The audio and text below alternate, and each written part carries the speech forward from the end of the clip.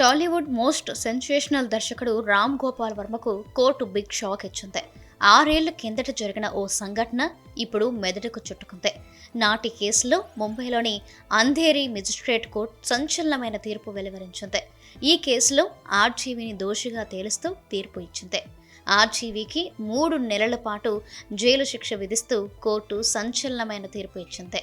రామ్ గోపాల్ వర్మపై ముంబైలో 2018లో check bounce case నమోదైంది. అప్పట్లో మహేష్ చంద్ర మిశ్రా అనే వ్యక్తి శ్రీ అనే కంపెనీ పేరుతో రామ్ గోపాల్ వర్మపై పోలీసులకు ఫిర్యాదు చేశాడు. అయితే గత 7 ఏళ్లుగా ఈ కేసు విచారణ జరుగుతూనే ఉంది. ఈ క్రమంలో కోర్టుకు పలుమార్లు హాజరు కావాలని నోటీసులు ఇచ్చినప్పటికీ వర్మ ఒక్కసారి కూడా కోర్టుకు వెళ్లలేదు. ఫలితంగా ఆగ్రహించిన కోర్టు ఆర్జీవీపై కన్నెర్ర చేసింది. అతనిపై నాన్ బెయిలబుల్ వారెంట్ జారీ చేసింది.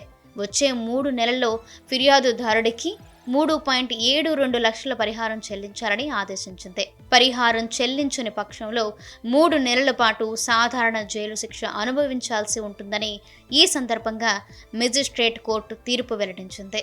ఇక సినిమాల విషయానికొస్తే ఒకప్పుడు బాగా ఫామ్లో ఉన్న ఆర్జీవీ ఈ మధ్య కాలంలో డల్ అయ్యాడు. ఆర్జీవీ ఏం ట్వీట్ చేసినా ఏం మాట్లాడినా అదో సెన్సేషనల్ అవుతుంది. ఇలా ఆర్జీవీ చేసే సినిమాల హిట్లు ఫ్లాప్ల కన్నా తన మాటల తూటాలే ఎక్కువగా ఫేమస్ అయిపోయాయి. అదే సమయంలో వివాదాలకు కేర్ ఆఫ్ అడ్రస్గా మారిపోయారు. అయితే ఇప్పుడు తన ప్రవర్తన పట్ల, తాను తీస్తున్న సినిమాల పట్ల పశ్చాత్తాపం వ్యక్తం చేస్తూ సోషల్ మీడియాలో పోస్టు పెట్టడం అందరినీ ఆశ్చర్యానికి గురిచేసింది. సత్య సినిమా చూసినప్పుడు కన్నీళ్లొచ్చాయని, తాను ప్రేక్షకుల నమ్మకాన్ని కోల్పోయానని అన్నాడు ఆర్జీవీ. ఇక నుంచి తన స్టార్డమ్కి తగ్గట్లుగానే సినిమాలు చేస్తానని సత్య ప్రమాణంగా ప్రతిజ్ఞ చేశారు.